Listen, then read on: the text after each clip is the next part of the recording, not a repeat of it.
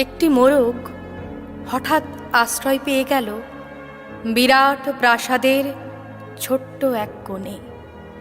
ভাঙা প্যাকিং বাক্সের গাদায় আরও ২-৩টি মুরগির সঙ্গে।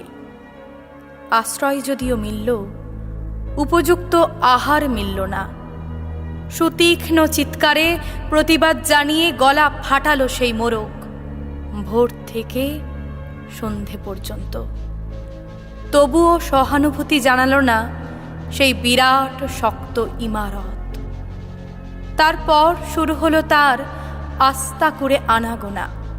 আশ্চর্য, সেখানে প্রতিদিন মিলতে লাগলো ফেলে দেওয়া ভাত রুটির চমৎকার প্রচুর খাবার। তারপর এক সময় আস্তা কুড়েও এলো অংশীদার, ময়লা ছেঁড়া ন্যাকড়া পরা ২-৩টে মানুষ। কাজেই দুর্বলতর মোরগের খাবার গেল বন্ধ হয়ে।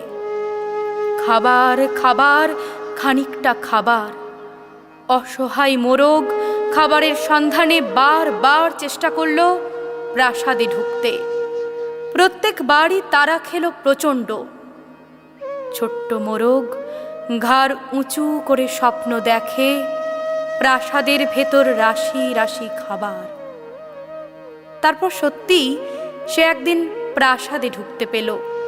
একেবারে সোজা চলে এলো ধপধপে সাদা দামি কাপড়ে ঢাকা খাবার টেবিলে।